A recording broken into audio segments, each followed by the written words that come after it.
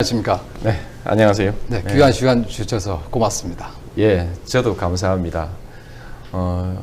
2580 이 프로그램은 그 많은 국민들이 좋아하는 프로그램이고 나도 아주 좋아하고 자주 보는 알찬 프로그램입니다. 이 좋은 프로그램에 나와서 또 국민들과 함께 대화할 수 있는 기회를 주셔서 감사합니다. 네. 바로 질문으로 들어가도록 하겠습니다. 먼저 경제 문제부터 아무래도 시작하는 게 좋을 것 같습니다. 예. 얼마 전에 한국은행이 콜 금리를 전격적으로 인하했습니다. 거의 이것을 신호탄으로 해서 소득세도 낮추고 또 재정도 확대하고, 그래서 금리, 세제 또 재정 이렇게 삼박자가 모두 이제 그 경기 부양을 위한 그런 조치들이 잇따라 당정에서 발표가 됐는데요. 그만큼 우리 경제가 어렵다는 그런 반증이기도 할 텐데요. 지금 대통령께서는 우리 경제 상황을 어떻게 파악하고 계십니까? 어렵죠. 소비가 살아나지 않아서 어렵고, 또 우리 서민들이 특별히 어렵습니다. 기업 중엔 중소기업들이 어렵고요. 노동자들 중에서는 비정규직이 어렵고, 그러니까 특별히 그 어려운 계층들이 많습니다. 그러나 이제 한편으로는 제가 그 하나 질문을 드려보고 싶은데요. 올해 우리가 한 5.2% 정도 성장할 거라고 합니다. 거의 크게 차이가 나지 않을 것으로 보는데요. 이 정도 성장을 하면은 우리가 OECD 30개국 중에서 몇 위 정도의 성장률을 기록한다고 보십니까? 5.2%면 상당히 제 생각으로 한 상위 그룹 같은데요. 상위죠. 네. 네. 되게 그 OECD 전체 중에서 터키와 한국이 성장률에서는 거의 1위가 될 것입니다. 작년도는 우리가 3.1% 성장했는데, 이것은 OECD 국가 중에서 얼마 전에 5위로 발표됐는데, 그 뒤에 이탈리아 통계가 나오고 이렇게 해서 우리가 7위 정도이죠. 그리고 이제 2002년에는 역시 2위를 했고요. 2001년도 역시 2위입니다. 그 당시는 아시아 여러 나라 경쟁 국가 중에서도 한국이 최고였습니다.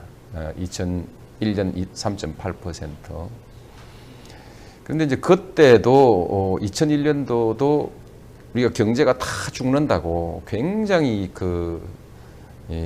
아우성이 컸습니다. 특히 이제 언론의 제목을 보면은 곧 경제가 깔아앉고 파탄으로 이렇게 깔아앉을 것처럼 이렇게 계속 보도가 됐고, 그래서 이제 소비 진작을 위해서 무리하게 부동산 규제들을 다 풀고 시스템을 바꾸어 버렸습니다.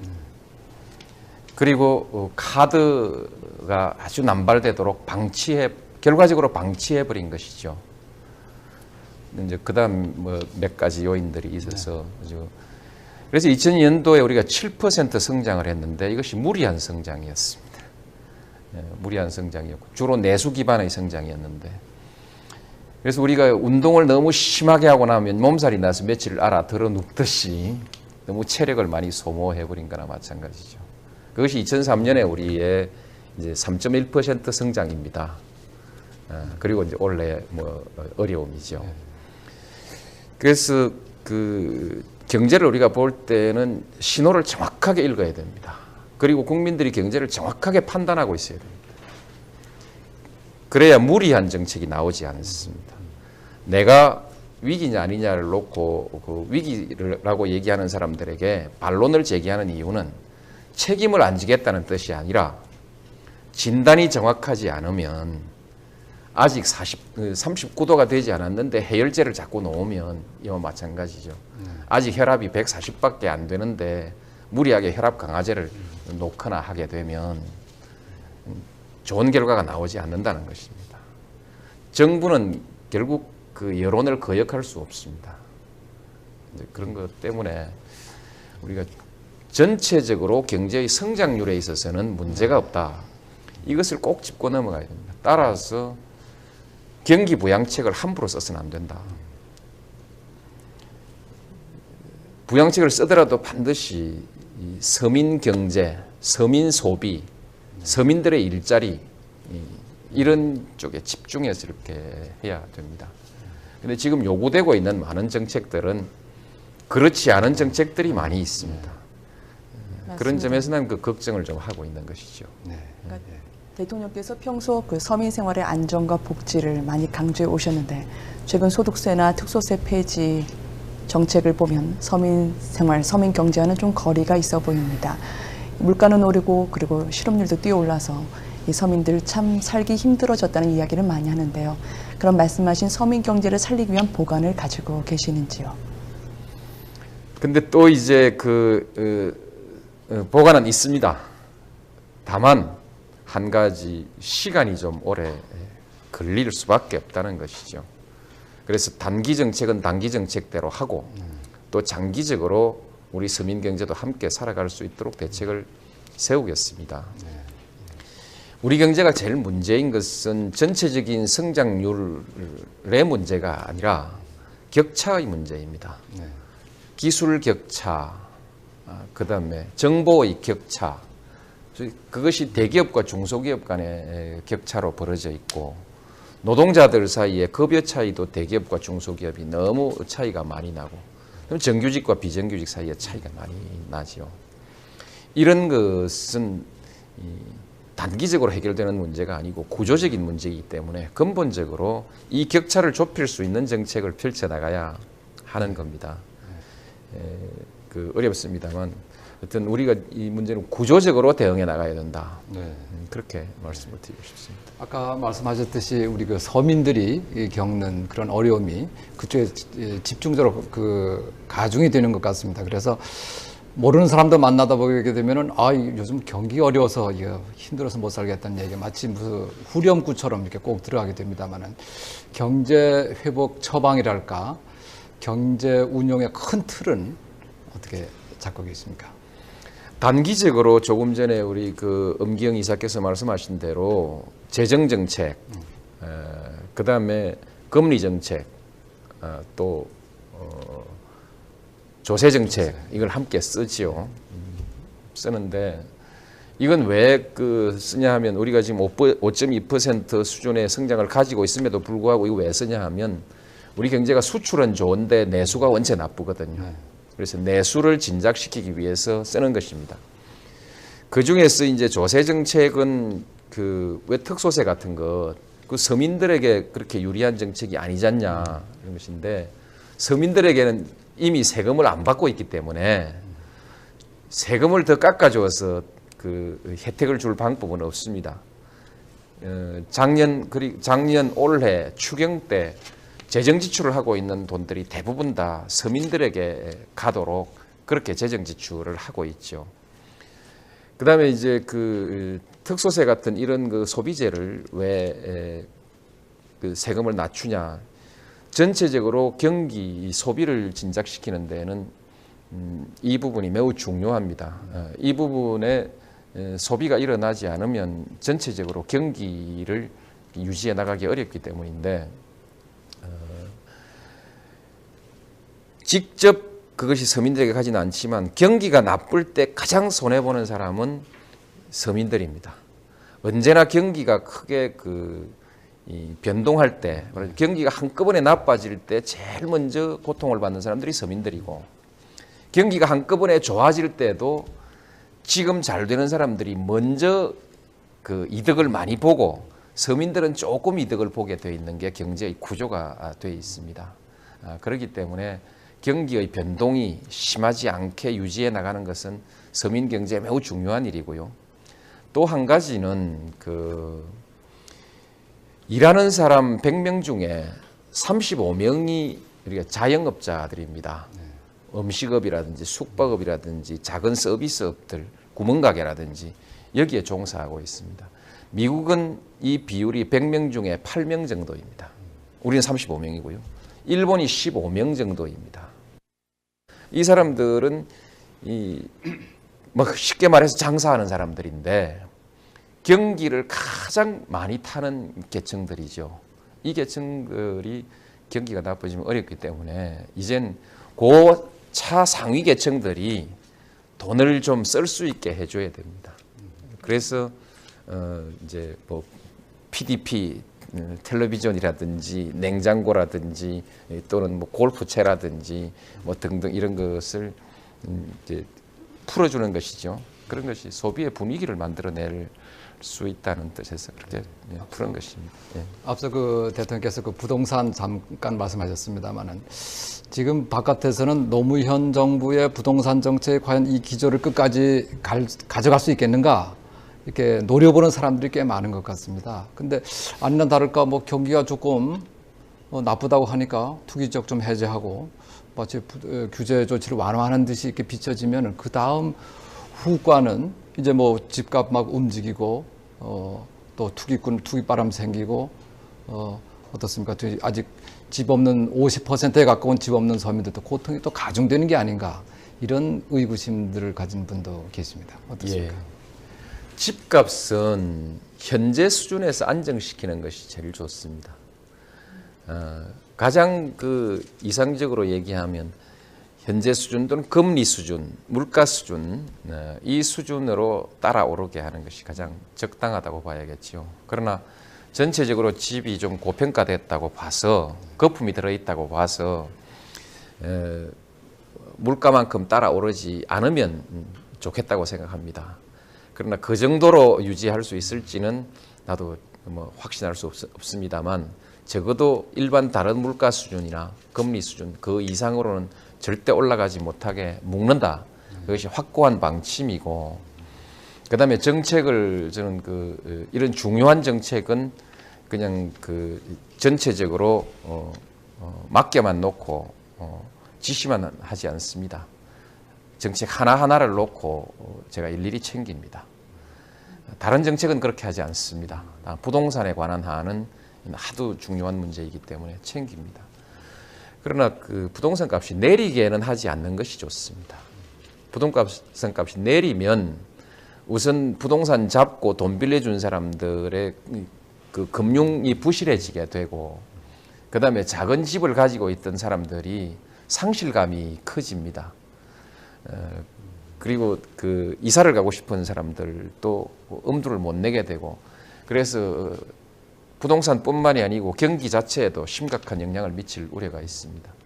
그래서 이 경제를 안정되게 유지해 가자면 부동산 가격이 현재 수준에서 유지되는 것 좋습니다. 그리고 그래서 이제 경기 과열지구를 우리가 지정했다가도 그럴 지정의 필요가 없으면 즉시 해제해주는 매우 신속하고도 유연한 정책을 구사하지 않으면 자칫 큰 파동을 일으킬 우려가 있기 때문에 부동산 가격이 파동이 되지 않도록 여러 가지 정책들을 놓고 조정해 나가야 됩니다.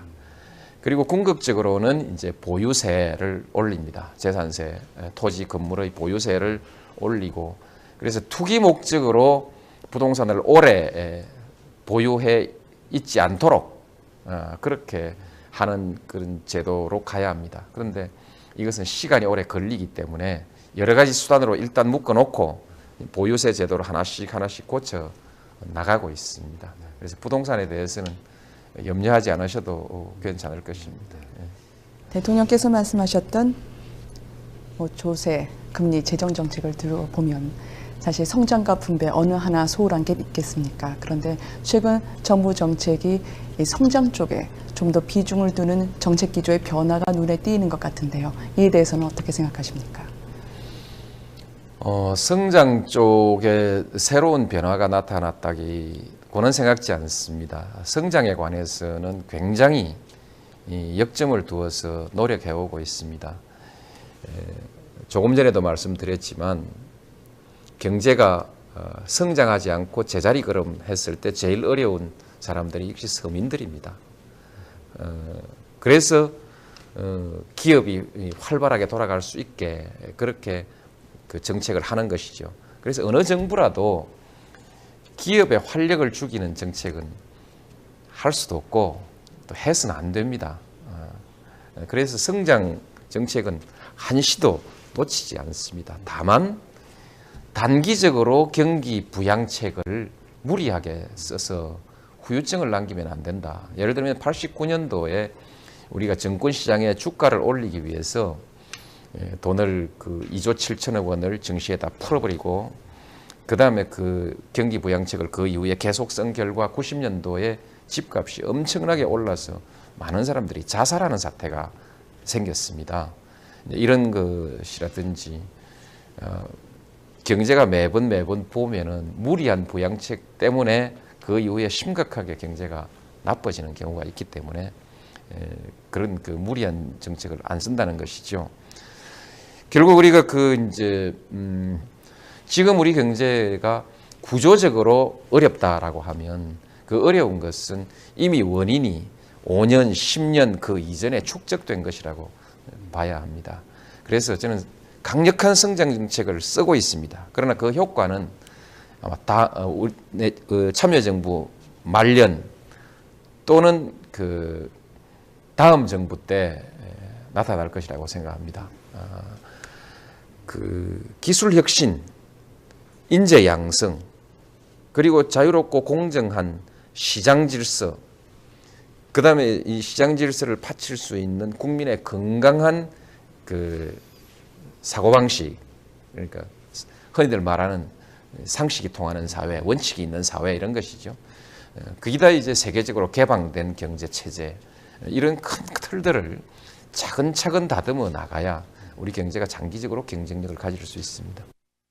그래서 저는 성장에 대해서 너무 걱정하지 않았으면 좋겠다. 그렇게 자신 있게 말씀드리고 싶습니다. 그러면 무리한 정책을 쓰지 않는 선에서 장기적인 잠재력을 확충하기 위한 분배보다는 성장 정책에 조금 더 비중을 두고 계시다라고 해석을 해도 될지요? 분배보다는 이렇게 말씀하시면 오해가 생길 수 있기 때문에 성장과 분배는 선순환의 관계로 가야 합니다. 분배는 조금 전에 말씀드렸듯이 시장에서 1차적으로 일어납니다. 정부가 세금을 걷어서 나누어 주는 것은 재분배입니다. 재분배로서 1차적 분배를 시정할 수 있는 것은 상당히 한계가 있습니다. 아무리 세금을 많이 걷어서 많이 나누어 주려고 해도 세금 거두는 데도 한계가 있고 주는 데도 한계가 있고 그야말로 무리하면 성장 동력을 또 훼손할 수 있기 때문에 재분배로는 한계가 있고 결국 조금 전에 말씀드렸듯이 인재가 양성되고 기술이 혁신되고 이 기술이 그러니까 지금 그 예를 들면 어렵다고 하는 서민층이나 또는 청년 실업자들이나 또는 일반 그 비정규 노동자들이나 이 사람들이 인력이 고급화되고 직업 능력이 높아지고 이렇게 됐을 때 분배가 일어나는 것이기 때문에 내가 말하고 있는 성장 정책이라는 것은 분배 정책을 아울러서 포함하고 있는 것입니다. 그들에게 일자리를 어려움을 겪고 있는 사람들에게 일자리를 그들에게 기술을 직업 능력을 그것이 올바른 성장 정책이고 아울러 분배까지 한꺼번에 해결이 되는 문제라고 생각합니다. 그다음에 정부가 해야 되는 재분배에 관한 그 복지 지출 이런 것은 지금 아주 빠른 속도로 성장해 가고 있습니다. 요즘 또 말씀하신 성장 동력 외에도 경제를 살리기 위해서는 투자가 참 중요하다고들 이야기를 많이 하십니다. 그런데 이제 투자자들 사이에서는 현재 정부 정책의 일관성이 좀 떨어져서 예측이 불가능하다라는 점이라든지 아니면 이념적인 불확실성 혹은 반기업 정서 때문에 투자를 가로막는 장애 요인이 되고 있다고 얘기하는 분들도 있는데요. 이에 대해서는 어떻게 생각을 하십니까? 우선 반기업 정서부터 얘기를 좀 하죠. 저는 근거 없는 얘기라고 생각하고요. 또 설사 국민들 사이에 반기업 정서가 있더라도 대통령이나 정부가 반기업 정서를 만들었다고 생각지는 않습니다. 제가 취임하고 난 뒤에 그동안에 전경련 무슨 행사 있을 때마다 가서 격려해주고 기업하기 좋게 해주겠다고 약속하고 또 따로 초청도 하고 여러 차례 그런 일이 있었지 않습니까? 거기에 끼지 못하는 일반 국민들을 봐서는 너무 대기업 총수들만 깍듯이 챙기는 거 아니냐 그렇게 섭섭하지 않았을까요? 그런데 그래도 반기업 정서를 정부가 만든다고 얘기하면 그건 매우 불공평하고 또 하나는 이념적인 성향인데 어제 저녁에 저 경제보좌관을 만나서 같이 저녁을 먹었는데 자꾸 그 얘기를 해서 이 정부가 들어서서 친노동자 정책을 내놓은 거 있으면 한번 내놔봐라. 기업들에게 불리한 정책을 만든 거 있으면 한번 내놔봐라. 그러니까 소위 좌파적 정책이 있거든 내놔봐라. 근데 별로 그게 없었대요. 일관성의 문제라는 것은요, 그건 보기 나름입니다. 나는 지금까지 역대 정부 중에서 가장 큰 흐름에 있어서 일관성을 가지고 있는 정부라고 감히 자신합니다. 그 작은 정책 하나하나는 그때그때 계획을 세웠다가도 저항에 부닥치면 한 발 물러나고 또 우회해 가기도 하고 이런 많은 우여곡절을 겪게 돼 있습니다. 아파트 분양가의 공개 문제에 관해서도 나는 소신에 비공개가 소신이다 했지만 역시 정당의 의견이 있기 때문에 존중하다 보니까 또 부분적으로 공개하는 쪽으로 가지 않습니까? 그런 것처럼 정책이라는 것은 그것이 일관성이 없어 보이지만 타협할 수 있는 범위 안에서의 그 융통성 있는 조화라고 봐야지요. 전체적으로 우리 정부가 일관성 없지 않습니다. 옛날엔 총수가 투자 마음만 먹으면 언제든지 투자할 수 있었습니다. 참모들이 반대해도 지금은 주주들이 전부 지켜보고 소송하고 합니다. 심지어 이제 그 꼭 기업하는 사람들한테 불편한 제도를 참여정부가 와서 만든 것이 하나 있다면 집단소송제도 그것 만들었습니다.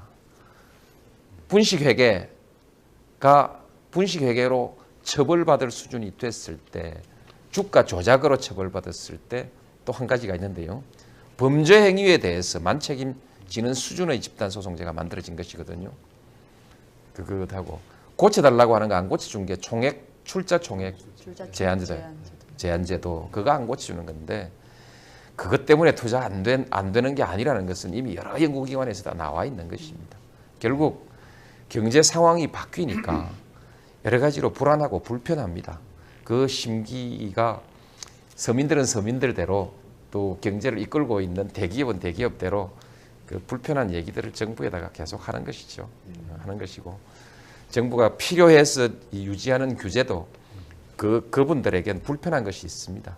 차제 국민 여론이 경제 어렵다라고 막 정부를 몰아붙일 때 이때 정부로 하여금 그 정책에서 굴복하게 만들어야 되는 것이거든요. 이건 우리나라뿐만이 아니고 전 세계 기업가들이 다 그런 그 경제가 어렵고 정부가 코너로 몰렸을 때 자기들에게 유리한 정책을 탁 받아 나가는 이것은 전 세계 기업인들이 다 하는 거니까요.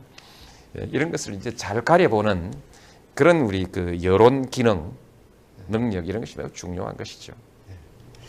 노사 문제도 이제 우리 경제의 그 수준으로 봐서는 이제는 한 단계 업그레이드 좀 됐으면 좋겠는데 아직도 우리 노와 사는 서로 적대적인 그런 관계에 있는 것이 아닌가 이런 생각이 듭니다. 특히나 이제 경제 회복도 해야 되고 일자리도 늘려야 되고 또 실업도 해소해야 되고 이러려면 특히 노사가 서로 한 배를 탔다 공존해야 되는 그런 인식이 필요할 텐데 어떻습니까? 지금 역점을 두고 계시는 노사정 대타협 기대해도 좋을런지요?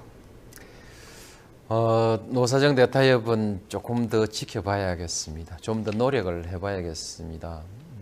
그러나 대타협이 되든 아니 되든 전반적으로 노사관계는 좀 안정돼 갈 것으로 그렇게 봅니다. 그리고 또 반드시 안정돼야 하고요. 지금 그 노사관계가 잘 되고 협력이 잘 되는 기업들은 대체로 성공하고 있습니다. 협력이 안 되는 기업들은 대체로 어려움을 겪고 있죠. 그래서 노사관계는 그 서로 화합과 협력의 관계를 반드시 건설해야 합니다. 하는데 지금 이제 우리 국민들이 일반적으로 알고 있기로는 노동자들이 너무 강경하고 전투적이다, 요구가 지나치다 이렇게 생각하고 있는데 저는 사실 그렇게 보지 않습니다. 일반적으로 다수를 점하고 있는 중소기업의 노동자들은 아직도 강경하다고 보기 어렵고 또 지나친 요구를 하고 있다고 절대 볼 수 없습니다. 다만 그럼에도 불구하고 강경해 보이고 지나쳐 보이는 것은 몇몇 대기업들의 강한 노동조합이 그야말로 강경하고 때로는 좀 지나치게 투쟁하기 때문이라고 좀 그렇게 생각합니다. 이제 그게 그렇게 된 데에는 또 나름대로 역사적 이유가 있죠. 그래서 그런 수준인데 그런 부분도 요 근래에 와서는 점차 스스로 이제 한 발씩 좀 스스로들을 절제하고 있는 것 같습니다. 말하자면 국민들의 여론이 좋지 않고 상당히 그분들은 정치적인 관점도 가지고 있는 조직들이기 때문에 여러 가지를 생각해서 조금씩 퇴해가는 것 같습니다.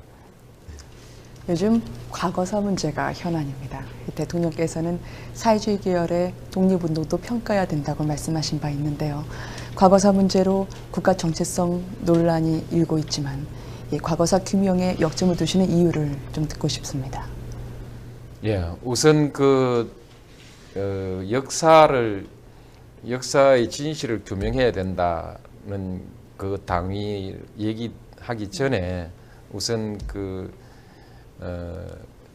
우리 김원혜 씨 질문 중에 글자 하나를 고쳤으면 좋겠습니다. 말하자면 좌파적 계열의 독립운동도 평가해야 된다가 아니고 정확하게 얘기하면 그것도 사실을 있는 대로 밝혀야 한다. 그렇게 사실을 바로 조사하고 밝혀야 한다. 이렇게 되어 있습니다. 그리고 내가 그때도 좌파라고 얘기하지 않고 하도 조심스러워서 좌파라고 말해도 상관없습니다. 그러나 하도 조심스러워서 좌우 이념 대립 속에서 독립운동사의 묻혀져 있는 한 부분이 있습니다. 그 부분도 앞으로 발굴돼야 할 것입니다. 발굴해야 한다 또는 공개돼야 한다 이런 수준이죠. 평가라는 것은 좋게 본다는 뜻으로 되는데 만약 그렇게 되면 또 많은 공격을 받을 수 있기 때문에 그동안에 고치고 싶었는데 못 고쳤습니다. 몇 번 보도에 나왔는데 평가는 아닙니다. 어쨌든 그렇고요. 사실은 역사는 사실대로 진실대로 우리가 밝히고 그리고 후손들이 그 바른 역사를 있는 그대로 배우게 해야 됩니다. 역사라는 것은 우리 미래를 우리에게 내다볼 수 있게 안내하는 미래를 안내해주는 교과서라고 봐야 됩니다.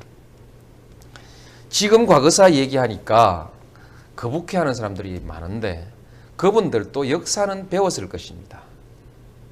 그런데 그분들이 거짓말 역사를 만들어서 후손들에게 가르쳐야 한다고 생각지는 않을 것입니다.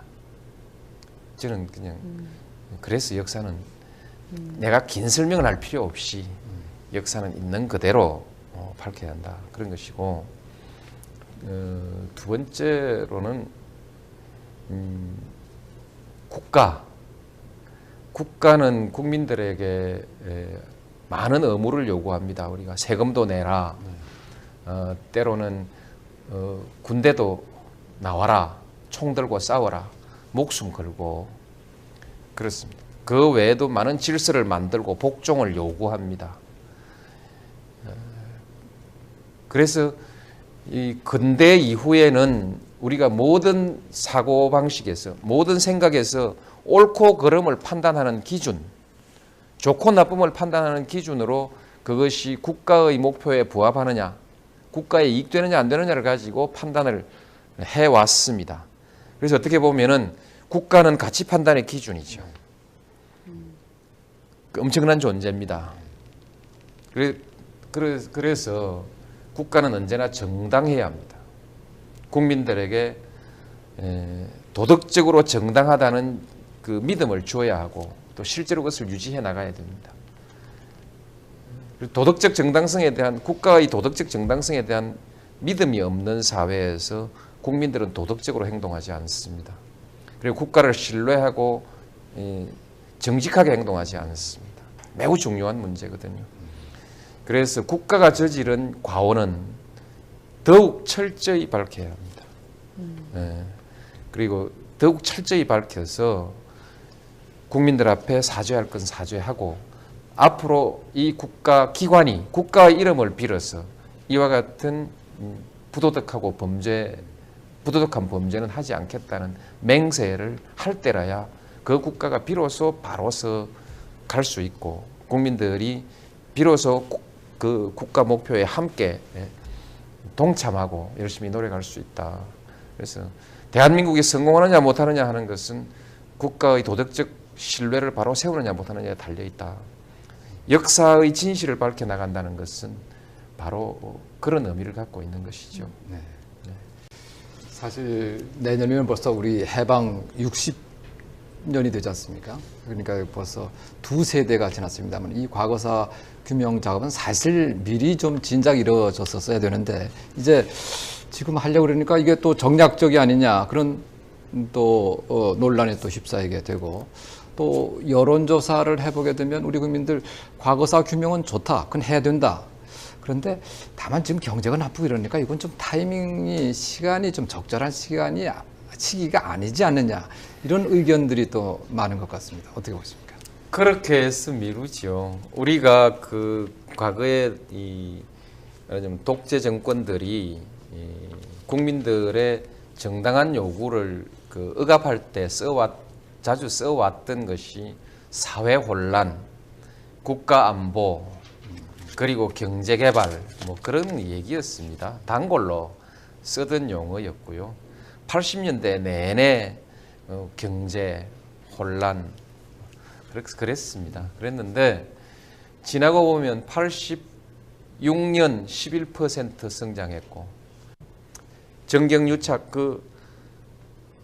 잘 아시죠? 정권이 은행을 다 거머쥐고 은행 돈을 주느냐 마느냐를 가지고 어느 기업이 죽느냐 사느냐가 다 결정되는 그런 경제 구조를 가지고 어떻게 우리가 지금 소위 말해 이처럼 세계적으로 개방된 경제를 끌고 갈 수 있겠습니까? 어렵더라도 해야 할 때 할 일을 해야 합니다. 어려우니까 초등학교 취약 연령된 아이를 경제 좋아지면 가자. 그래 2년 3년 늦추어가지고 11살 돼가지고 초등학교 보내야 합니까? 그렇지 않습니다. 다 제때 학교 보내고 할 일 해도 다 잘 할 수 있습니다. 그렇게 지금도 우리 국민들이 그렇게 어리석다고 생각하면 그건 참 잘못입니다. 여론이 그렇게 가는 것은 국민들이 짜증스러움의 표현이라고 생각해야 됩니다. 그건 당장 과거사에서 뭐 돈 생기는 일 아니고 시끄럽기만 하고 짜증스러우니까 시끄럽다 조용히 해라 뭐 이런 거 아니겠습니까? 그리고 정치인들 당신들 한다는 게 좀 믿기 어렵다. 좀 순수성이 의심스럽다 이런 것인데요. 저는 그렇게 생각합니다. 순수성이 의심스럽다 안 의심스럽다가 중요한 것이 아니고 진정으로 그 일을 해야 될 일이냐 안 해야 될 일이냐. 해야 될 일이면 의심스러운 사람이 하더라도 그건 받아들이는 것이 옳다. 의심스럽지 않은 사람이 언제 나타나겠습니까? 앞으로 역사의 진실을 밝히자고 노력하는 사람이 나왔을 때 그 사람이야말로 진정으로 믿을 만하다.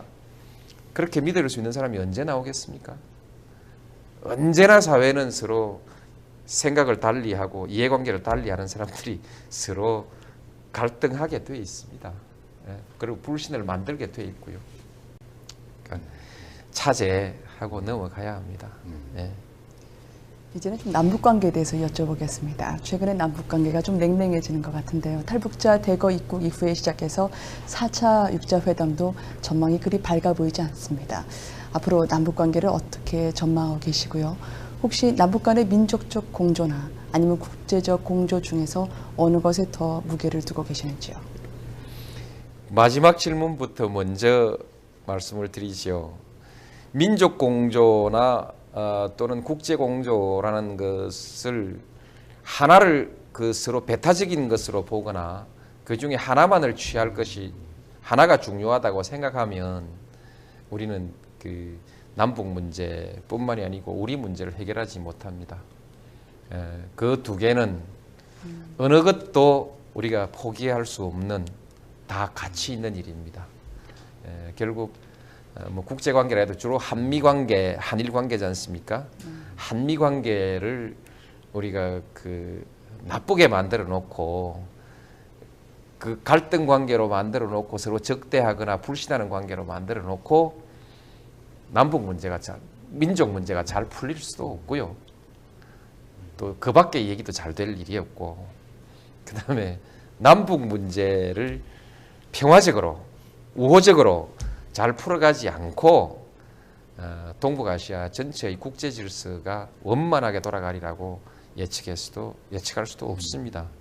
궁극적으로는 그 한미 관계도 그렇게 해서 되는 것은 아닙니다. 저는 두 개 다 함께 살려가야 한다. 두 개를 조화시켜 나가야 된다. 이것이 우리의 어려움입니다. 당분간 육자회담은 크게 빠르게 진전될 것으로 기대해서는 안 됩니다. 당분간 육자회담은 좀 더디게 갈 것이다. 그 어느 나라도 선거 앞두고 이런 문제를 일거에 해결할 수 있는 나라도 없거니와 또 선거를 앞둔 상대방하고 협상을 끝내려고 하는 사람들도 잘 없습니다.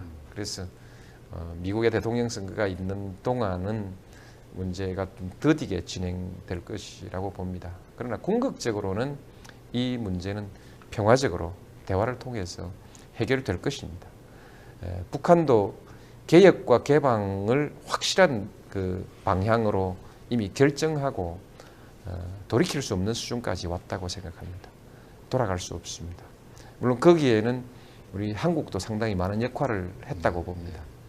여러 가지 그 환경 요인들이 겹쳐서 북한은 개혁 개방의 길로 확실히 들어섰고 미국도 이제 확실히 대화의 길로 들어서 버렸습니다. 여러분 북한이 맨 처음에 주로 무력 행사에 의지할 것처럼 가다가 그 다음에 평화적 해결이라고만 얘기했지 대화라고는 얘기를 하지 않았습니다. 평화적 해결이라고 쭉 가다가 마침내 대화로서 해결하겠다라고 그렇게 생각하고 그 다음에 한국 정부가 대북 남북 간의 교류를 점점 더 발전시키는 것은 결국 북핵 문제 해결에 해롭지 않고 오히려 도움이 된다. 작년 에이펙 때 여기까지 미국이 나왔습니다. 이젠 대화 아니고 돌아설 방법이 없습니다. 없고 그렇기 때문에 결국 그 모두의 이해관계가 맞아떨어지고 결국 타협을 하는데 우리도 긍정을 해보지만 마지막까지 한 푼이라도 더 깎으려고 하지 않습니까? 그런 그런 관계들이 남아 있다. 저는 그렇게 생각합니다. 네. 미국과의 관계를 한번 더 여쭤보겠습니다. 그 이제 주한미군 1개 여단을 이라크에 차출을 했고 또 주한미군 자체를 지금 감축하기로 이렇게 발표가 됐습니다. 물론 이건 뭐 미국의 세계 그 해외 주둔 미군 재배치라고 하는 큰 틀에서 이루어지는 것이긴 합니다만은 우리 한미 동맹 관계의 지금까지의 과정에서 보게 되면 과거에는 없었던 일이거든요. 그래서 이게 뭔가 크게 뭐 변한 거 아닌가 이렇게 의구심을 갖는 분들이 많은데 어떻습니까? 예, 그 주한 미군의 감축, 재배치 이것은 미국 스스로의 전략입니다. 전략인데 그리고 그것은 지금 우리 한국에게 나쁘지 않은 변화입니다. 한국도 너무 오래 남에게 기대해 있는 것은 좋지 않습니다. 의지하는 것은 습관이 됩니다. 습관이 되고 남의 보호를 받고 있으면 스스로 문제를 해결할 수 있는 그런 역량을 키우지 않게 되거든요.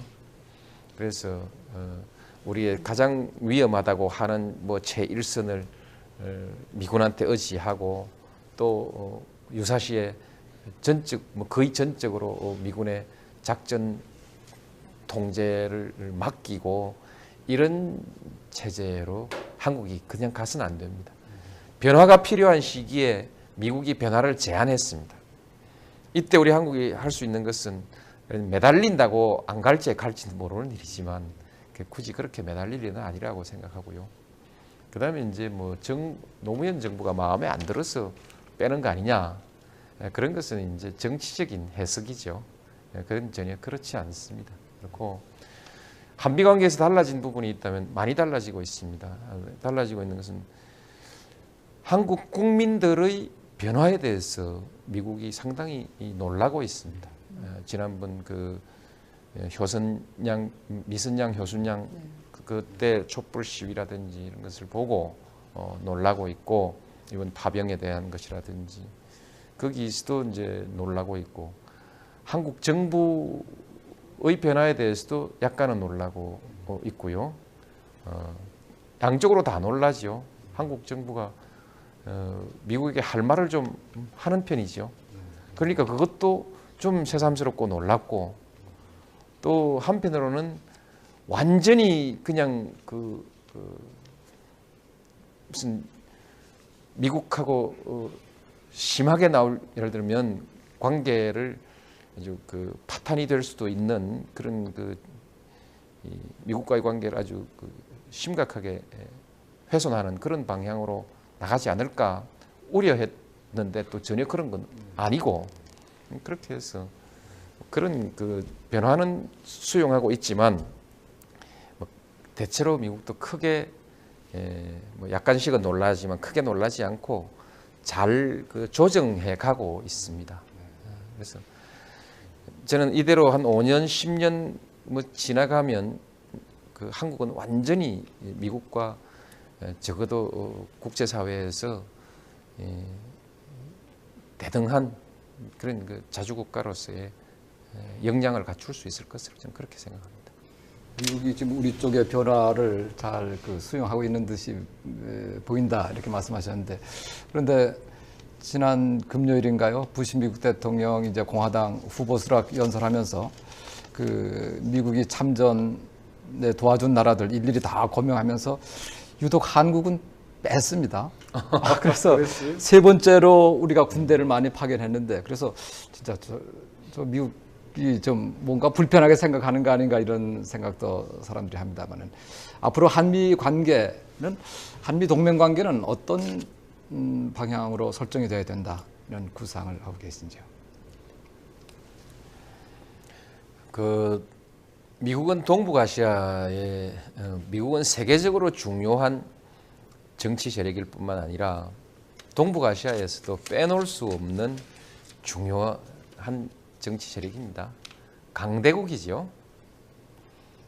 앞으로 동북아시아에서 미국 스스로도 영향력 행사를 포기하지 않을 것이고 우리 동북아시아에서도 그것을 찬성하는 쪽이 많을 것입니다. 왜냐하면 동북아시아가 앞으로 필요한 것은 세력 균형의 상태니까요. 미국이 빠져버리고 중국과 일본이 패권 경쟁을 하는 그런 상태보다는 미국도 포함되고 러시아도 포함되고 한국도 당당하고 그런 가운데 세력 균형 상태가 유지되면서 과거와 같은 이제 이 동서 대치선은 해소시켜 나가야 된다. 이제 그런 것이죠. 미국은 중요합니다. 그래서 앞으로도 국제적인 관계에서 계속해서 협력해 나갈 우방 국가이고 동북아시아에 있어서의 세력 균형자로서 중요한 역할을 하는 관계로 그렇게 가야 하고 또한 우리 한국은 어려운 일이 있을 때 동맹국으로서 서로 협력해 나가는 그런 국가로 가는 것이 자연스러운 것이라고 봅니다. 네, 이제는 화제를 좀 돌려서 국가보안법 문제를 여쭤보겠습니다. 최근에 인권위원회가 국가보안법 폐지를 권고한 바 있는데요. 이 대법원에서는 국가보안법 폐지에 반대하는 판결을 내렸고요. 헌법재판소는 일부 조항에 대한 합헌 결정을 내렸습니다. 이 국가보안법에 대한 대통령의 생각은 어떠신지 듣고 싶습니다. 국가보안법이 뭐 위헌이다 아니다 그건 뭐 해석이 갈릴 수 있습니다. 그러나 위헌이든 아니든 또 악법은 악법일 수 있습니다.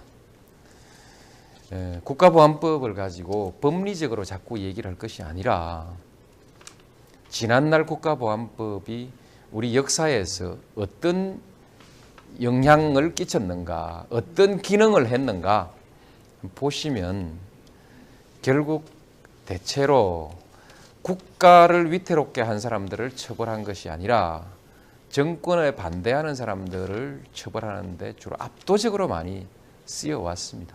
말하자면 정권을 반대하는 사람을 탄압하는 법으로 많이 쓰여왔고 그 과정에서 엄청난 인권 탄압이 있었고 그 비인도적인 행위들이 저질러졌습니다. 그래서 이것은 한국의 부끄러운 역사의 일부분이고 독재 남아있는 지금은 이제 쓸 수도 없는 독재 시대에 있던 낡은 유물입니다. 지금 다시 국가보안법 꺼내가지고 그런 일은 할 수 없겠지만 우리가 국민이 주인이 되는 국민주권 시대, 인권 존중의 시대로 간다고 하면 그 낡은 유물은 폐기하는 것이 좋지 않겠습니까? 칼집에 넣어서 박물관으로 보내는 것이 좋지 않겠습니까? 과거에 어떻든 국가의 안정이라는 이름으로 했던 일이지만 지금 와서는 평가가 달라질 수밖에 없기 때문에 국가보안법을 지키고자 하는 것이고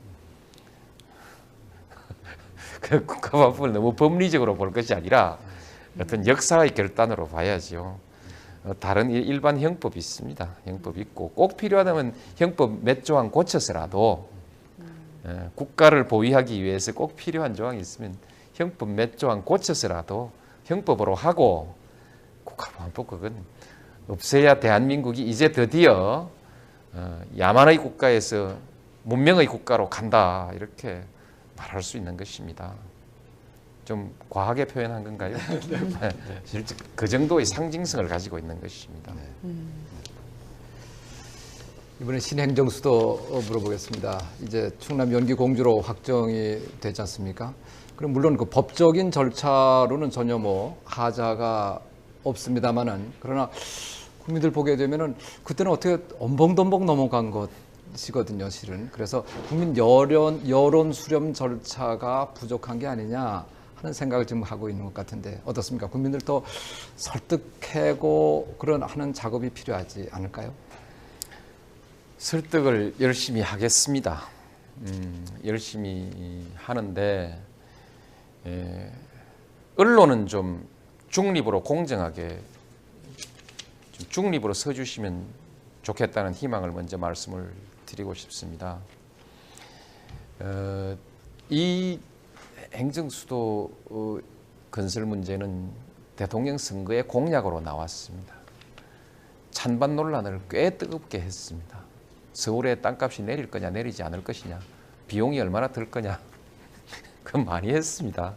하고 그 다음에 국회 작년 연말에 국회 통과할 때도 토론이 굉장히 많았습니다.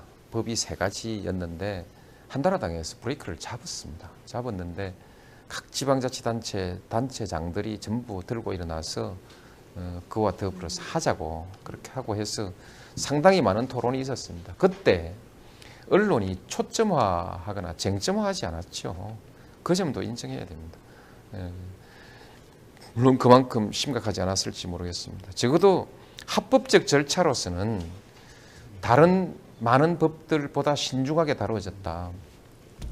심지어 날치기 한 법 가지고 지금 날치기 한 법이 지금 질서의 기초를 이루고 있는 일들이 하나둘입니까?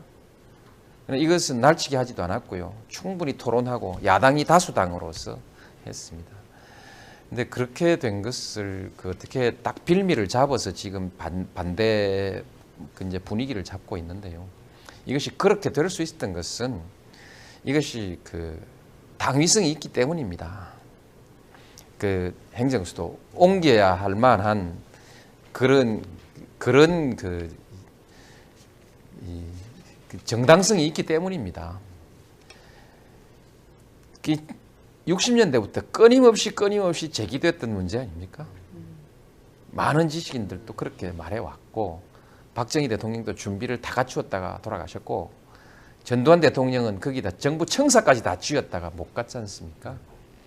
그리고 저는 그 정치를 하고 지금까지 쭉 한 번도 그 행정수도를 왜 안 옮기는지 의심을 안 해본 일이 없습니다. 왜 행정수도를 못 옮기고 있을까?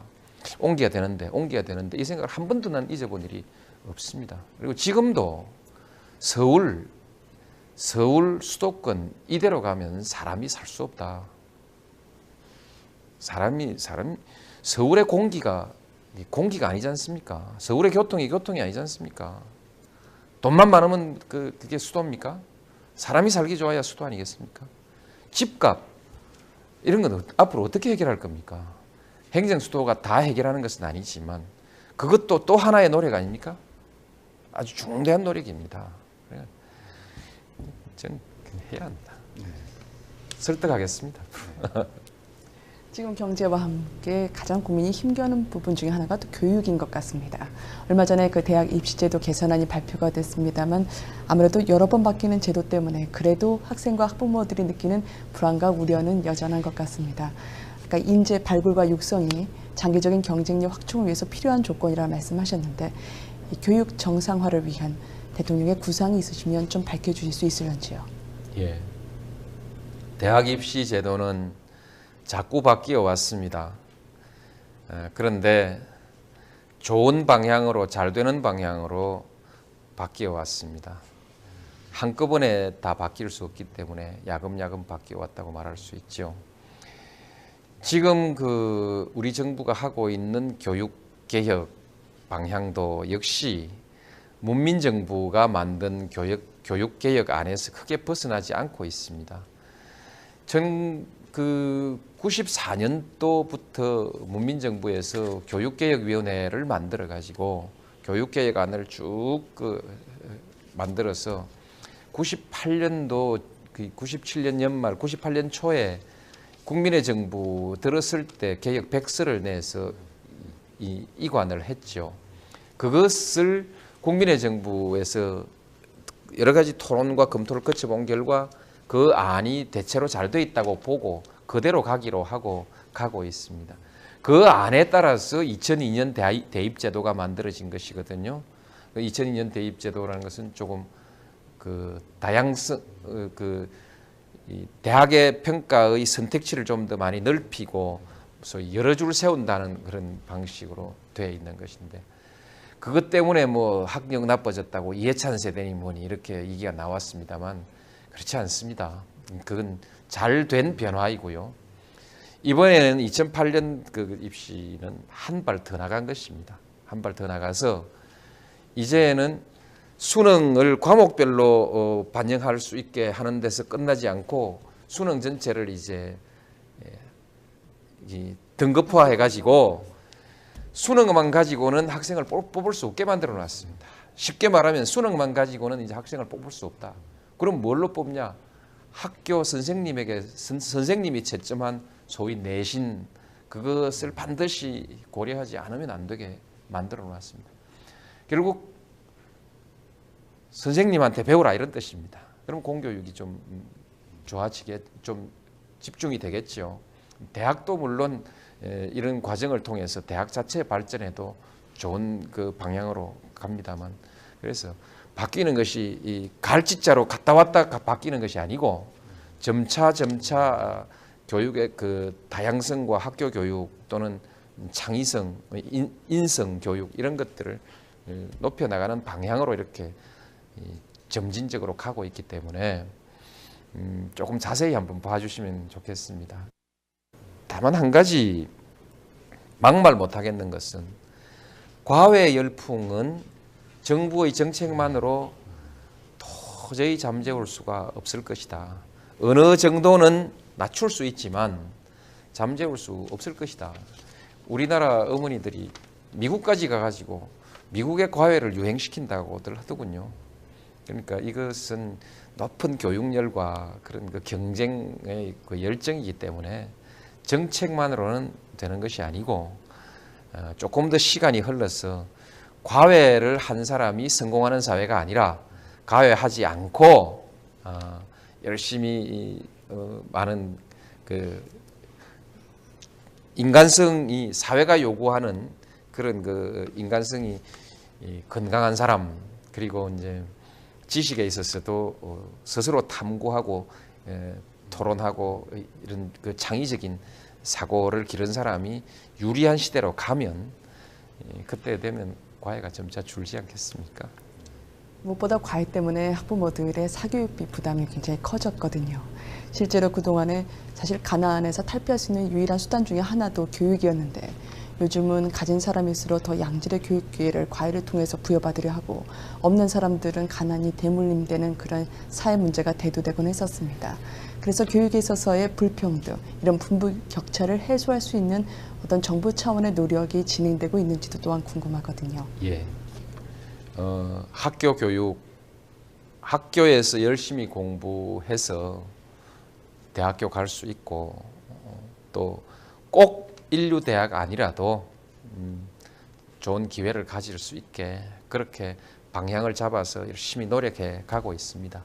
대학도 매우 다양하게 만들고 또 중등 교육도 굉장히 다양하게 만들고 이렇게 해가고 있습니다. 그리고 교육을 받기 어려운 여건에 있는 사람들에겐 여러 가지 경제적 지원을 해서 교육을 계속 받을 수 있게 하고 또 특히 이공계 같은 쪽에는 국채를 발행해서라도 교육비는 전부 지원하고 그렇게 해서 그 교육의 기회는 모두가 골고루 가질 수 있도록 그렇게 최선을 다해 나가려고 합니다. 하고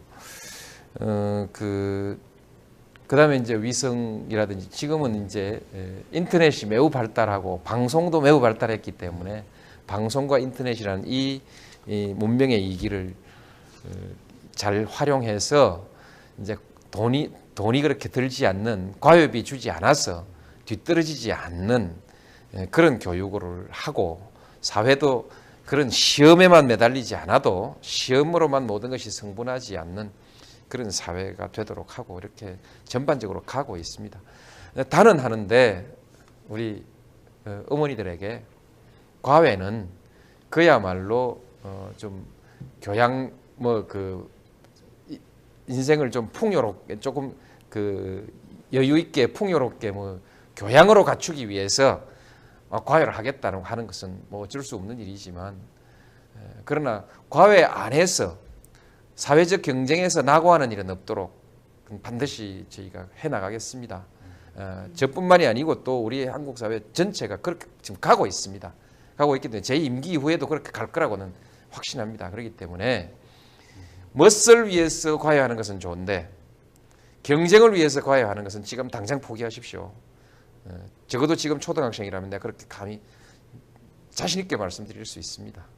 그러니까 포기하시고 그냥 학교 교육 열심히 하고 다양한 여러 가지들의 가족들 하든 그냥 일상 지금 우리 사회 교육에 그냥 맡겨 두셔도 문제가 없다 그렇게 말씀드리고 싶습니다. 또 그렇게 되도록 하겠습니다. 개혁의 자세랄까 개혁의 속도에 관해서 좀 물어보겠습니다. 노무현 대통령을 지지한 사람들 또 지난 총선에서 열린우리당을 여당을 지지한 사람들 다들 이거 뭔가 좀 새로운 바람 개혁 이런 것들이 좀 일어났으면 좋겠다라고 하는 그런 국민 여망을 반영한 것이라고도 볼 수 있지 않겠습니까? 근데 지금 어떻게 이 개혁 과제는 산적해 있는데 이걸 추진해가는 정부 여당의 자세가 뭔지 좀 불안해 보이거든요. 또 일부 개혁 입법은 조금 후퇴하는 조짐까지 보이고 있고요. 어떻게 생각하십니까? 우리 엄기영 이사님 같으면 예를 들면 어느 것을 후퇴하는 걸로 예를 들고 싶습니까? 사법이라든지 또 언론이라든지 또 경제라든지 지금 다 교육이라든지 이런 쪽에서 다들 중요하게 내걸고 있는 것들이 멈칫하고 있지 않습니까? 우리가 오랫동안 개혁이 너무 더디고 하다 보니까 이 개혁 무슨 갈증 같은 것이 생겼거나 좀 그렇게 봐야 됩니다. 우리 한국이 개혁이 굉장히 빠른 속도로 이루어졌고 지금도 이루어지고 있는 사회입니다. 한국의 개혁 속도는 아마 세계 어느 나라도 감당하기 어려운 수준의 빠른 속도입니다. 지금 우리 국민들도 그 개혁의 속도를 감당하기가 굉장히 버거워하고 있는 것이 사실입니다. 그것이 오늘 어쩌면 우리 갈등일지도 모르고요. 저는 그래서 개혁이 더디다고 하는 데 대해서는 그렇게 실감이 나지 않습니다. 사법개혁은 사법개혁 같은 것은 일본만 해도 수십 년간 다루던 것인데요. 이번에는 될 것 같은데요. 진행되는 과정을 보면 되는 것 같고 우리가 언론 개혁 얘기하는데 언론이 어떻게 쓰느냐는 것도 중요하지만 우리 국민들이 언론에 어떻게 반응하느냐는 것이 되게 중요합니다. 옛날에는 언론 무슨 정치나 정부의 공직사회나 언론하고 적당하게 타협하려고 했습니다. 그렇죠?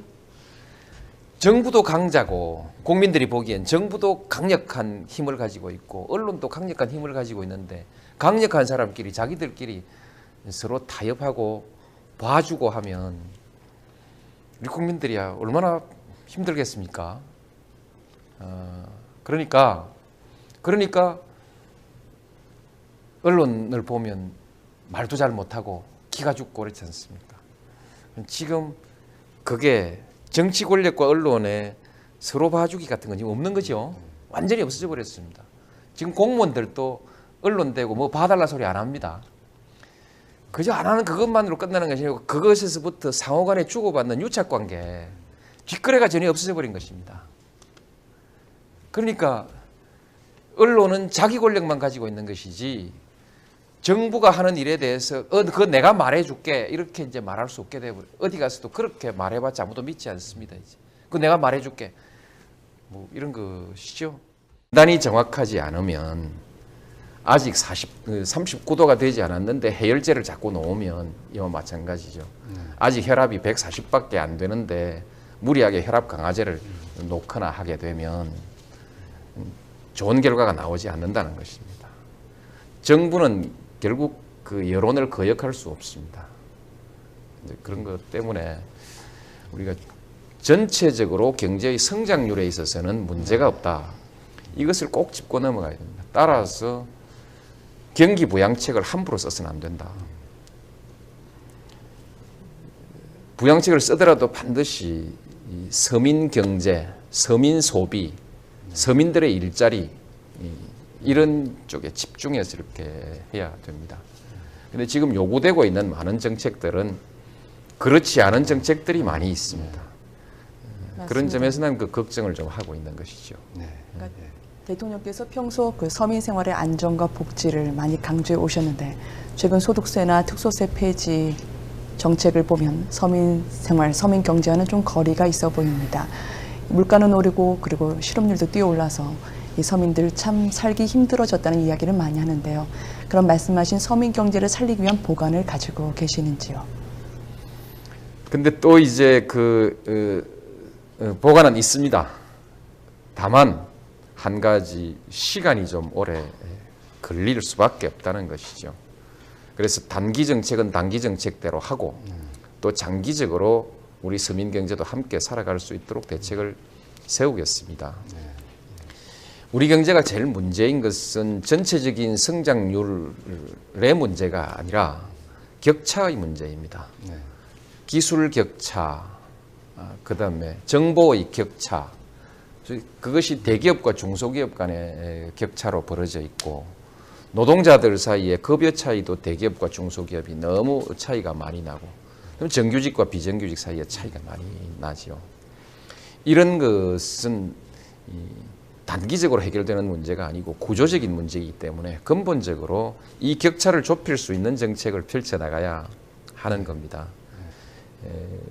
어렵습니다만 어떤 우리가 이 문제는 구조적으로 대응해 나가야 된다. 네. 그렇게 말씀을 드리고 싶습니다. 아까 말씀하셨듯이 우리 그 서민들이 겪는 그런 어려움이 그쪽에 집중적으로 그 가중이 되는 것 같습니다. 그래서 모르는 사람도 만나다 보게 되면은 요즘 경기 어려워서 이거 힘들어서 못 살겠다는 얘기 마치 무슨 후렴구처럼 이렇게 꼭 들어가게 됩니다만은 경제 회복 처방이랄까 경제 운용의 큰 틀은 어떻게 잡고 계십니까? 단기적으로 조금 전에 우리 그 엄기영 이사께서 말씀하신 대로 재정 정책, 그 다음에 금리 정책, 또 조세 정책 이걸 함께 쓰지요. 쓰는데 이건 왜 그 쓰냐 하면 우리가 지금 5.2% 수준의 성장을 가지고 있음에도 불구하고 이거 왜 쓰냐 하면 우리 경제가 수출은 좋은데 내수가 원체 나쁘거든요. 그래서 내수를 진작시키기 위해서 쓰는 것입니다. 그 중에서 이제 조세 정책은 그 왜 특소세 같은 것, 그 서민들에게 그렇게 유리한 정책이 아니잖냐 이런 것인데 서민들에게는 이미 세금을 안 받고 있기 때문에 세금을 더 깎아줘서 그 혜택을 줄 방법은 없습니다. 작년 올해 추경 때 재정 지출을 하고 있는 돈들이 대부분 다 서민들에게 가도록 그렇게 재정 지출을 하고 있죠. 그다음에 이제 그 특소세 같은 이런 그 소비재를 왜 그 세금을 낮추냐? 전체적으로 경기 소비를 진작시키는 데는 이 부분이 매우 중요합니다. 이 부분에 소비가 일어나지 않으면 전체적으로 경기를 유지해 나가기 어렵기 때문인데 직접 그것이 서민들에게 가지는 않지만 경기가 나쁠 때 가장 손해보는 사람은 서민들입니다. 언제나 경기가 크게 변동할 때, 경기가 한꺼번에 나빠질 때 제일 먼저 고통을 받는 사람들이 서민들이고 경기가 한꺼번에 좋아질 때도 지금 잘 되는 사람들이 먼저 그 이득을 많이 보고 서민들은 조금 이득을 보게 되어 있는 게 경제의 구조가 되어 있습니다. 그렇기 때문에 경기의 변동이 심하지 않게 유지해 나가는 것은 서민 경제에 매우 중요한 일이고요. 또 한 가지는 일하는 사람 100명 중에 35명이 우리가 자영업자들입니다. 음식업이라든지 숙박업이라든지 작은 서비스업들, 구멍가게라든지 여기에 종사하고 있습니다. 미국은 이 비율이 100명 중에 8명 정도입니다. 우리는 35명이고요. 일본이 15명 정도입니다. 이 사람들은 쉽게 말해서 장사하는 사람들인데 경기를 가장 많이 타는 계층들이죠. 이 계층들이 경기가 나빠지면 어렵기 때문에 이젠 고차 상위 계층들이 돈을 좀 쓸 수 있게 해줘야 됩니다. 그래서 이제 뭐 PDP 텔레비전이라든지 냉장고라든지 또는 뭐 골프채라든지 뭐 등등 이런 것을 이제 풀어주는 것이죠. 그런 것이 소비의 분위기를 만들어낼 수 있다는 뜻에서 그렇게 푸는 것입니다. 예. 앞서 그 대통령께서 그 부동산 잠깐 말씀하셨습니다만은 지금 바깥에서는 노무현 정부의 부동산 정책이 과연 이 기조를 끝까지 가져갈 수 있겠는가? 이렇게 노려보는 사람들이 꽤 많은 것 같습니다. 근데 아니나 다를까 뭐 경기가 조금 나쁘다고 하니까 투기적 좀 해제하고 마치 규제 조치를 완화하는 듯이 이렇게 비춰지면 그 다음 후과는 이제 뭐 집값 막 움직이고 또 투기바람 생기고 어떻습니까? 아직 집 없는 50%에 가까운 집 없는 서민들도 고통이 또 가중되는 게 아닌가 이런 의구심들을 가진 분도 계십니다. 어떻습니까? 예. 집값은 현재 수준에서 안정시키는 것이 제일 좋습니다. 가장 이상적으로 얘기하면 현재 수준 또는 금리 수준, 물가 수준 이 수준으로 따라오르게 하는 것이 가장 적당하다고 봐야겠죠. 그러나 전체적으로 집이 좀 고평가됐다고 봐서 거품이 들어있다고 봐서 물가만큼 따라오르지 않으면 좋겠다고 생각합니다. 그러나 그 정도로 유지할 수 있을지는 나도 뭐 확신할 수 없습니다만 적어도 일반 다른 물가 수준이나 금리 수준 그 이상으로는 절대 올라가지 못하게 묶는다.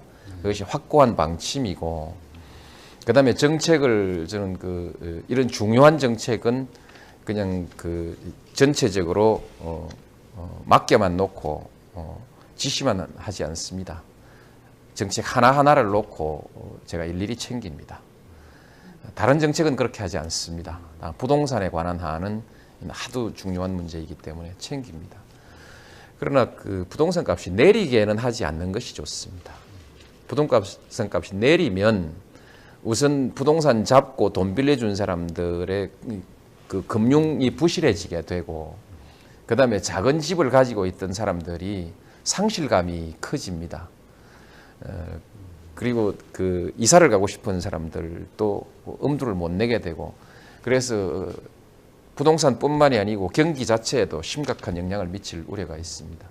그래서 이 경제를 안정되게 유지해 가자면 부동산 가격이 현재 수준에서 유지되는 것 좋습니다. 그리고 그래서 이제 경기 과열지구를 우리가 지정했다가도 그럴 지정의 필요가 없으면 즉시 해제해주는 매우 신속하고도 유연한 정책을 구사하지 않으면 또 한계가 있고 주는데도 한계가 있고 그야말로 무리하면 성장 동력을 또 훼손할 수 있기 때문에 재분배로는 한계가 있고, 결국 조금 전에 말씀드렸듯이 인재가 양성되고 기술이 혁신되고, 이 기술이 그러니까 지금 예를 들면 어렵다고 하는 서민층이나 또는 청년 실업자들이나 또는 일반 비정규 노동자들이나 이 사람들이 인력이 고급화되고 직업 능력이 높아지고 이렇게 됐을 때 분배가 일어나는 것이기 때문에 내가 말하고 있는 성장 정책이라는 것은 분배 정책을 아울러서 포함하고 있는 것입니다. 그들에게 일자리를, 어려움을 겪고 있는 사람들에게 일자리를, 그들에게 기술을, 직업 능력을, 그것이 올바른 성장 정책이고 아울러 분배까지 한꺼번에 해결이 되는 문제라고 생각합니다.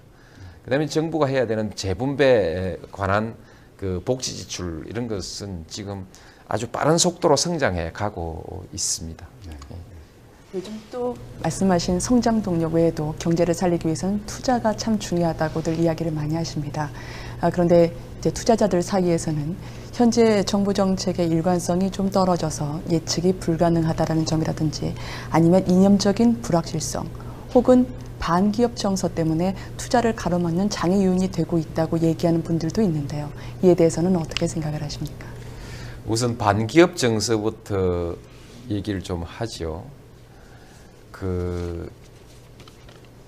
저는 근거 없는 얘기라고 생각하고요. 또 설사 국민들 사이에 반기업 정서가 있더라도 대통령이나 정부가 반기업 정서를 만들었다고 생각지는 않습니다. 제가 취임하고 난 뒤에 그동안에 전경련 무슨 행사 있을 때마다 가서 격려해주고 기업하기 좋게 해주겠다고 약속하고 또 따로 초청도 하고 여러 차례 그런 일이 있었지 않습니까?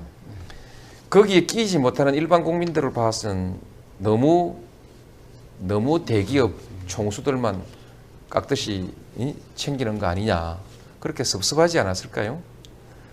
그런데 그래도 반기업 정서를 정부가 만든다고 얘기하면 그건 매우 불공평하고, 또 하나는 이념적인 성향인데, 어제 저녁에 경제보좌관을 만나서 같이 저녁을 먹었는데 자꾸 그 얘기를 해서 이 정부가 들어서서 친노동자 정책을 내놓은 거 있으면 한번 내놔봐라. 기업들에게 불리한 정책을 만든 거 있으면 한번 내놔봐라. 그러니까 소위 좌파적 정책이 있거든, 내놔봐라. 근데 별로 그게 없었대요. 일관성의 문제라는 것은요, 그건 보기 나름입니다.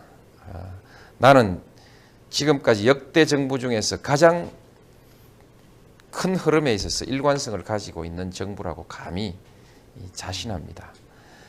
그 작은 정책 하나하나는 그때그때 계획을 세웠다가도 저항에 부닥치면 한 발 물러나고 또 우회해 가기도 하고 이런 많은 우여곡절을 겪게 돼 있습니다.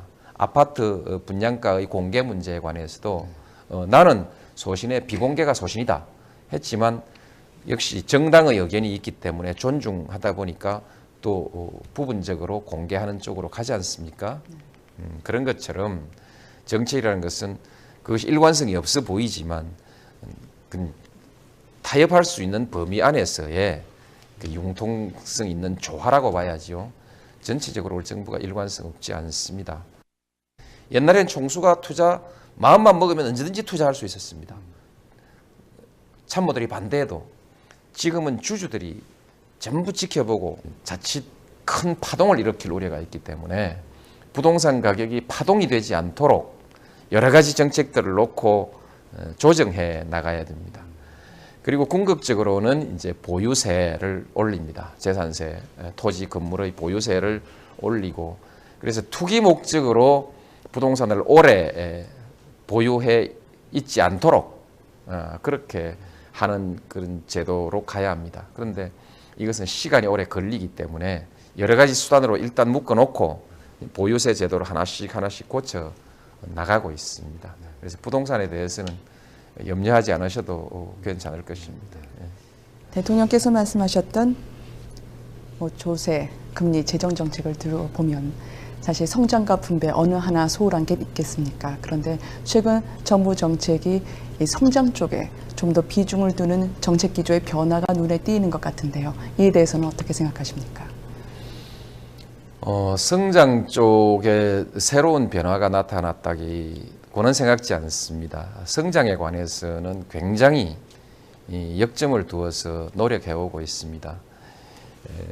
조금 전에도 말씀드렸지만 경제가 성장하지 않고 제자리 걸음했을 때 제일 어려운 사람들이 역시 서민들입니다. 그래서 기업이 활발하게 돌아갈 수 있게 그렇게 그 정책을 하는 것이죠. 그래서 어느 정부라도 기업에 활력을 죽이는 정책은 할 수도 없고 또 해서는 안 됩니다. 그래서 성장 정책은 한시도 놓치지 않습니다. 다만 단기적으로 경기 부양책을 무리하게 써서 후유증을 남기면 안 된다. 예를 들면 89년도에 우리가 정권시장에 주가를 올리기 위해서 돈을 그 2조 7천억 원을 증시에다 풀어버리고 그 다음에 그 경기 부양책을 그 이후에 계속성 결과 90년도에 집값이 엄청나게 올라서 많은 사람들이 자살하는 사태가 생겼습니다. 이런 것이라든지 경제가 매번 보면은 무리한 부양책 때문에 그 이후에 심각하게 경제가 나빠지는 경우가 있기 때문에 그런 그 무리한 정책을 안 쓴다는 것이죠. 결국 우리가 지금 우리 경제가 구조적으로 어렵다라고 하면 그 어려운 것은 이미 원인이 5년, 10년 그 이전에 축적된 것이라고 봐야 합니다. 그래서 저는 강력한 성장 정책을 쓰고 있습니다. 그러나 그 효과는 아마 참여정부 말년 또는 그 다음 정부 때 나타날 것이라고 생각합니다. 그 기술 혁신, 인재 양성, 그리고 자유롭고 공정한 시장 질서, 그 다음에 이 시장 질서를 바칠 수 있는 국민의 건강한 그 사고방식, 그러니까 흔히들 말하는 상식이 통하는 사회, 원칙이 있는 사회 이런 것이죠. 그게 다 이제 세계적으로 개방된 경제 체제, 이런 큰 틀들을 차근차근 다듬어 나가야 우리 경제가 장기적으로 경쟁력을 가질 수 있습니다. 그래서 저는 성장에 대해서 너무 걱정하지 않았으면 좋겠다. 그렇게 자신 있게 말씀드리고 싶습니다. 그러면 무리한 정책을 쓰지 않는 선에서 장기적인 잠재력을 확충하기 위한 분배보다는 성장 정책에 좀 더 비중을 두고 계시다라고 해석을 해도 될지요? 분배보다는 이렇게 말씀하시면 오해가 생길 수 있기 때문에 성장과 분배는 선순환의 관계로 가야 합니다. 분배는 조금 전에 말씀드렸듯이 시장에서 1차적으로 일어납니다.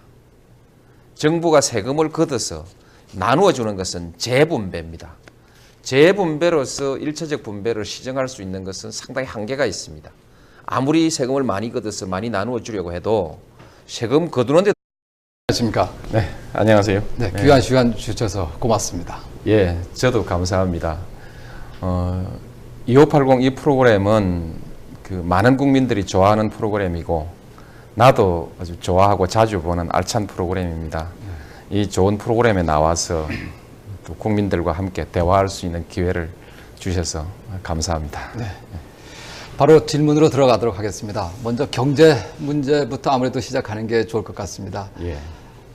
얼마 전에 한국은행이 콜 금리를 전격적으로 인하했습니다. 뭐 거의 이것을 신호탄으로 해서 소득세도 낮추고 또 재정도 확대하고, 그래서 금리, 세제 또 재정 이렇게 삼박자가 모두 이제 그 경기 부양을 위한 그런 조치들이 잇따라 당정에서 발표가 됐는데요. 그만큼 우리 경제가 어렵다는 그런 반증이기도 할 텐데요. 지금 대통령께서는 우리 경제 상황을 어떻게 파악하고 계십니까?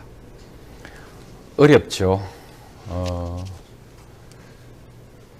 소비가 살아나지 않아서 어렵고, 또 우리 서민들이 특별히 어렵습니다. 기업 중엔 중소기업들이 어렵고요. 노동자들 중에서는 비정규직이 어렵고, 그러니까 특별히 그 어려운 계층들이 많습니다. 그러나 이제 한편으로는 제가 그 하나 질문을 드려보고 싶은데요. 올해 우리가 한 5.2% 정도 성장할 거라고 합니다. 거의 크게 차이가 나지 않을 것으로 보는데요. 이 정도 성장을 하면은 우리가 OECD 30개국 중에서 몇 위 정도의 성장률을 기록한다고 보십니까? 5.2%면 상당히 제 생각으로 한 상위 그룹 같은데요. 상위죠. 네. 네. 되게 그 OECD 전체 중에서 터키와 한국이 성장률에서는 거의 1위가 될 것입니다. 작년도는 우리가 3.1% 성장했는데, 이것은 OECD 국가 중에서 얼마 전에 5위로 발표됐는데 그 뒤에 이탈리아 통계가 나오고 이렇게 해서 우리가 7위 정도이죠. 그리고 이제 2002년에는 역시 2위를 했고요. 2001년도 역시 2위입니다. 그 당시는 아시아 여러 나라 경쟁국가 중에서도 한국이 최고였습니다. 2001년 3.8%. 그런데 이제 그때도 2001년도도 우리가 경제가 다 죽는다고 굉장히 아우성이 컸습니다. 특히 이제 언론의 제목을 보면은 곧 경제가 깔아앉고 파탄으로 이렇게 깔아앉을 것처럼 이렇게 계속 보도가 됐고, 그래서 이제 소비 진작을 위해서 무리하게 부동산 규제들을 다 풀고 시스템을 바꾸어 버렸습니다. 그리고 카드가 아주 남발되도록 결과적으로 방치해 버린 것이죠. 이제 그다음 몇 가지 요인들이 있어서 그래서 2002년도에 우리가 7% 성장을 했는데 이것이 무리한 성장이었습니다. 무리한 성장이었고 주로 내수 기반의 성장이었는데, 그래서 우리가 운동을 너무 심하게 하고 나면 몸살이 나서 며칠 알아들어 눕듯이 너무 체력을 많이 소모해 버린 거나 마찬가지죠. 그것이 2003년에 우리의 이제 3.1% 성장입니다. 그리고 이제 올해 어려움이죠. 그래서 그 경제를 우리가 볼 때는 신호를 정확하게 읽어야 됩니다. 그리고 국민들이 경제를 정확하게 판단하고 있어야 됩니다. 그래야 무리한 정책이 나오지 않습니다. 내가 위기냐 아니냐를 놓고 그 위기라고 얘기하는 사람들에게 반론을 제기하는 이유는 책임을 안 지겠다는 뜻이 아니라